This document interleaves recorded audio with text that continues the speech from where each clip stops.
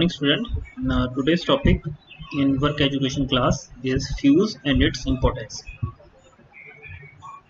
So these are the different kinds of fuse जो हम use करते हैं जनरली अपने अप्लाइंसेस में, अपने घरों में, और भी कई जगह जहाँ पे हमें कुछ प्रोटेक्टिंग डिवाइस लगानी होती है ताकि वो शॉर्ट सर्किट और ओवर करंट से बच सके।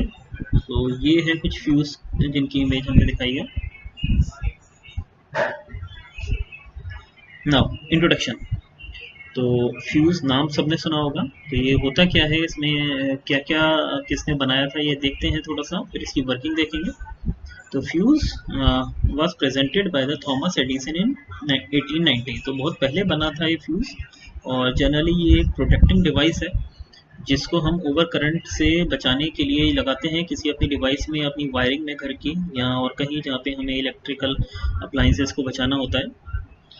Fuse is the simplest and cheapest device used for interrupting an electrical circuit under short circuit or excessive current।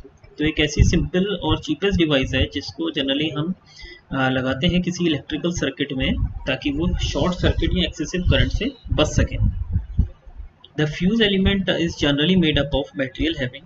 जो फ्यूज का एलिमेंट होता है वो जनरली बना होता है ऐसे मटेरियल से जो कि जिसका मेल्टिंग पॉइंट कम होता है, हाई कंडक्टिविटी होती है, मीन्स उसमें कोई रेजिस्टेंस इतना नहीं होता ताकि वो और अप्लाइंसेस को हीट ना करे, less harm due to oxidation, ताकि वो ऑक्सीडेशन की वजह से कोई और हार्म ना प्रोड्यूस हो पाए, मीन्स वो वियर एंड टीयर की वजह से ख़राब ना हो, अपने आप फ्यूज ना उड़ जाए। जब वो तभी काम करे जब उसकी ज़रूरत हो, दैट मीन जब हैवी करंट या शॉर्ट सर्किट हो तभी वो काम करे और तभी वो डिस्कनेक्ट करे हमारी सप्लाई को, और ऑब्वियसली लो कॉस्ट होना चाहिए। अब फ्यूज होता क्या है एक्चुअली, नाम सबने सुना होगा, देखा भी होगा आई थिंक, अभी हमने उसकी फोटो भी देखी थी।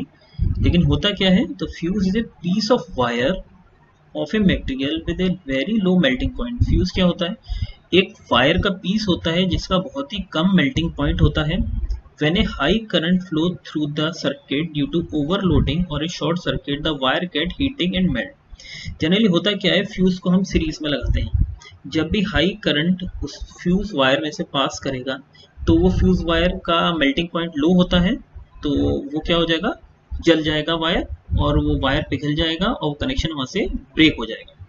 तो ये काम होता है फ्यूज का। लेकिन जब नॉर्मल करंट रेंज में वो काम कर रहा होता है, जब उसे फ्यूज जब वो नॉर्मल वर्किंग कंडीशन में होता है, हमारा जो अप्लायंस होता है या सर्किट होता है, तो उस वायर की इतनी लिमिट होती है कि वो उसको आसानी से सह सके। लेकिन जैसे वो अपनी लिमिट से ज़्यादा बढ़ता है तो वायर क्या हो जाता है, बर्न आउट हो जाता है। तो ये बेसिकली काम होता है फ्यूज़ का कि जब एक लिमिट अमाउंट से ज़्यादा की करंट अगर उसमें जाती है तो उसमें क्या हो जाता है, बर्न आउट हो जाता है और वो डिस्कनेक्ट प्रोड्यूस कर देता है बाय ब्रेकिंग द सर्किट।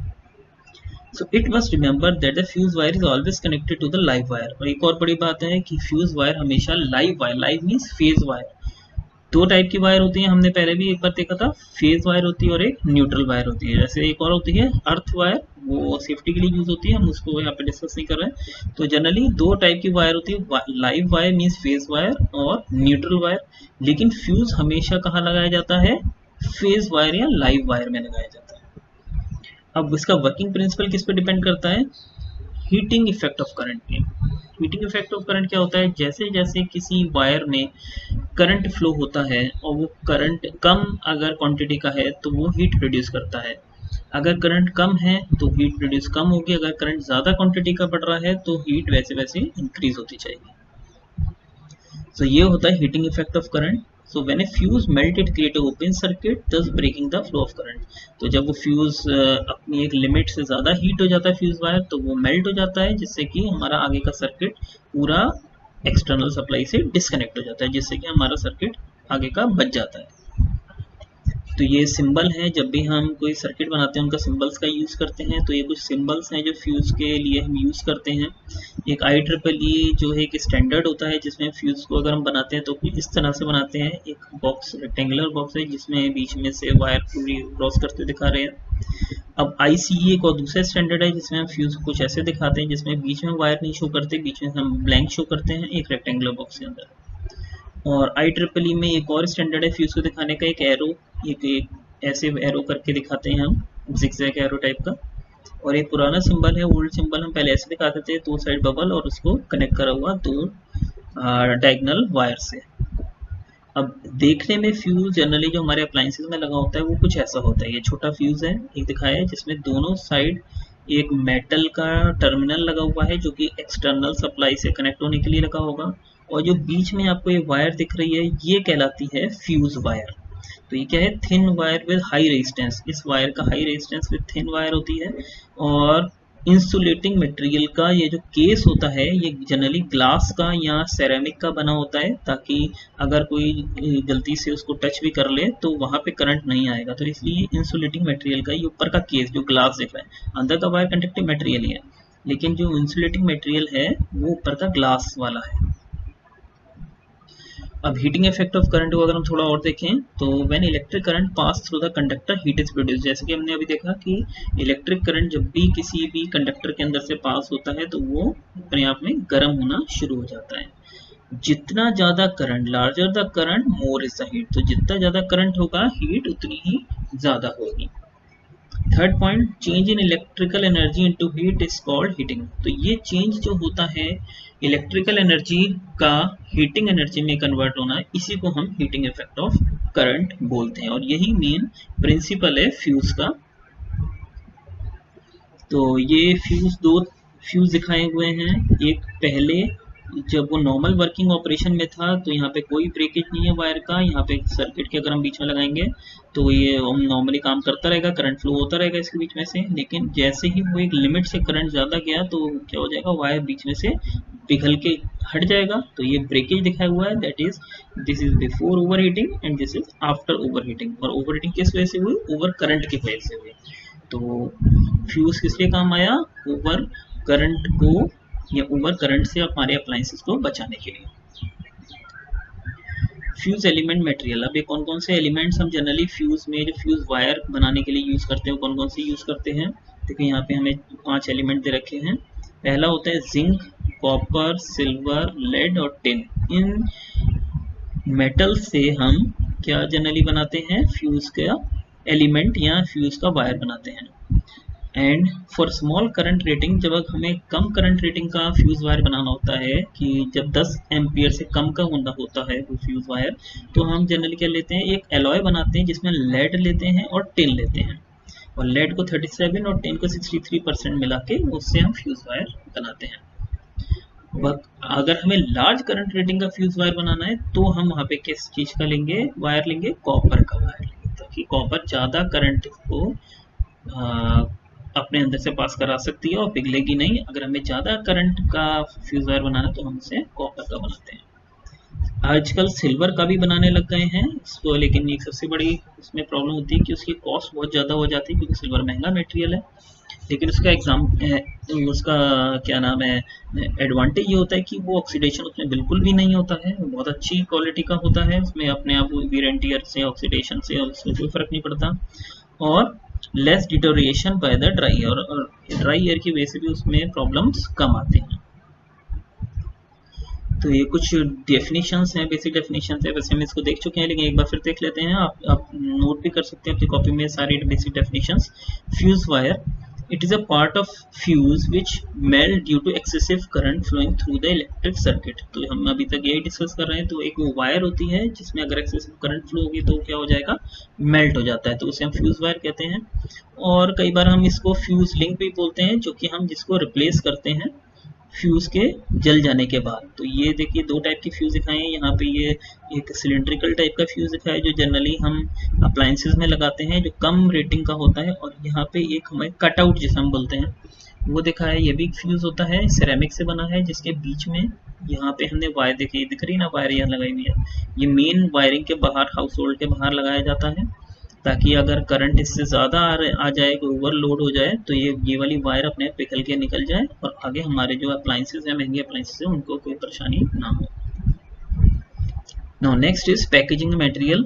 ये 2 टाइप के फ्यूज में जैसे हमने बात करी थी, एक ग्लास वाला, एक सिलिंड्रिकल। इसमें जनरली हम ग्लास वाला इंसुलेटिंग मटेरियल यूज करते हैं कवरिंग के लिए, और इसमें हम सिरेमिक यूज करते हैं। तो fuse consist of 2 main part, एक फ्यूज केस, जैसे कि इसमें दिखाया ये केस है पूरा, जिसके अंदर फ्यूज वायर जा रही है, और ये भी एक केस है जिसके अंदर फ्यूज वायर कनेक्टेड है। फ्यूज का केस होता है, दूसरा फ्यूज का एलिमेंट या वायर है। ये एलिमेंट दिखा रहे हैं वायर का, और इसको जो हमने पिछले वाली स्लाइड में देखा था ये इसकी वायर।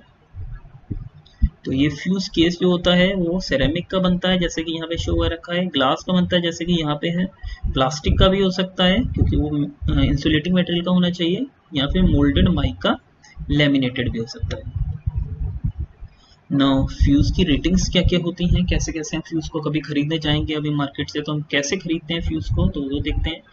पहली होती है करंट रेटिंग। करंट रेटिंग क्या होती है कि फ्यूज हमेशा जितने, मान लीजिए हमें हमारी जो नॉर्मल वैल्यू है करंट की हमारे सर्किट के अंदर वो 1 एम्पियर है, तो हम हमेशा फ्यूज खरीदेंगे 1 एम्पियर से थोड़ा सा ज़्यादा, या एग्जैक्टली 1 एम्पियर का। क्यों? क्योंकि अगर हम 1 एम्पियर से कम का फ्यूज खरीद लेंगे और हमारे पास जो नॉर्मल रेटिंग है वो 1 एम्पियर तक जाएगी करंट उसकी, तो वो पहले ही फ्यूज बर्न आउट हो जाएगा, तो हमें कोई फायदा नहीं रह जाएगा उसका, हमें बार बार बदलना पड़ जाएगा फ्यूज। लेकिन बहुत ज़्यादा रेटिंग का अगर आप फ्यूज़ लगा दोगे, अगर 1 एम्पियर मैक्सिमम है, आपने 10 एम्पियर का फ्यूज़ लगा दिया, तो चाहे वो 5 एम्पियर आएगा तब भी वो ख़राब नहीं होगा फ्यूज़, लेकिन हमारा जो अप्लायंस है वो 5 एम्पियर पे पूरा बर्न आउट हो जाएगा। So it is a value of current fuse wire that can carry without melting. तो ये फ्यूज़ करंट रेटिंग क्या होती है कि वो करंट, मैक्सिमम करंट जो फ्यूज़ वायर कैरी करेगी पिघलने से पहले। It's value is always less than the fusing current. Fusing current से इसकी हमेशा वैल्यू लेस होती है, और फ्यूजिंग करंट का क्या है, it is a value of current eight which fuse melt, और ये वो करंट है जिसपे फ्यूज मेल्ट हो जाता है। तो करंट रेटिंग हमेशा क्या होगी, फ्यूजिंग करंट से कम होगी। अब एक और फैक्टर है फ्यूजिंग फैक्टर। फ्यूजिंग फैक्टर क्या होता है, it is a fusing current of fuse wire divide by current rating of fuse wire. तो इसको नोट कर लीजिएगा, ये फॉर्मूला एक है। Next is advantage and disadvantage. हमें मालूम है क्या क्या एडवांटेज होते हैं, फिर भी एक बार देखते हैं। लो कॉस्ट होती है फ्यूज वायर की, ऑब्वियसली बहुत ही सस्ती चीज़ है एमसीबी से। अगर हम इसे कंपेयर करें, एमसीबी दूसरी प्रोटेक्टिंग डिवाइस है, तो फ्यूज बहुत ही सस्ता पड़ता है हमें।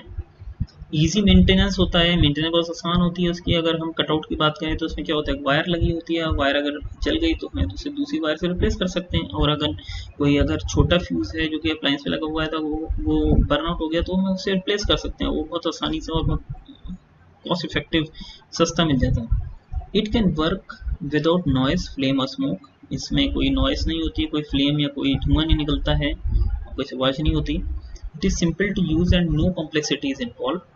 आसान है, इसकी वर्किंग भी हम आसानी से समझ सकते हैं। डिसएडवांटेजेस क्या होती हैं, it need to replace after every operation. हर ऑपरेशन के बाद रिप्लेस करना होता है। अगर एक बार फ्यूज वायर उड़ गई या खराब हो गया या जल गया फ्यूज, तो हम उसको रिप्लेस ही करना पड़ेगा। अगर कटआउट है तो उसमें वायर चेंज कर सकते हैं, लेकिन अगर छोटा वाला फ्यूज जो हमारे अप्लायंसेस के अंदर लगा होता है वो खराब हुआ तो हमें उसको रिप्लेस ही करना पड़ता है। Protective capacity of fuse is uncertain. तो प्रोटेक्टिव कैपेसिटी जो होती है वो जनरली, अगर हम चाहें कि वो एग्जैक्टली 10 एम्पियर पे ही जल जाए, ऐसा नहीं होता है। एमसीबी हम ऐसे ही लगा सकते हैं कि वो 10 एम्पियर से जैसे ही ज़्यादा वो गिर जाएगी, लेकिन फ्यूज में ऐसा नहीं है। वो अप्रोक्सीमेट हम लेते हुए चलते हैं, क्योंकि हमें एग्जैक्टली वो टेम्परेचर और एटमॉस्फेरिक टेम्परेचर पे भी डिपेंड करता है कि फ्यूज वो कब बर्न आउट होगा, वो उसकी बात या प्रेशर पे कितना है। Can not be use in circuit of high fault level. तो जहाँ पे फॉल्ट लेवल बहुत ज़्यादा हाई होता है वहाँ पे फ्यूज सिर्फ लगा के काम नहीं चलता, वहाँ पे हमें एमसीबी या कोई और प्रोटेक्टिंग डिवाइसेस और भी ज़्यादा लगाने पड़ते हैं। तो दिस इज़ फॉर ऑल। उम्मीद है आपको थोड़ा बहुत समझ में आया होगा। इसके नोट्स बनाइए और अपनी कॉपी में लिखिए। Thank you.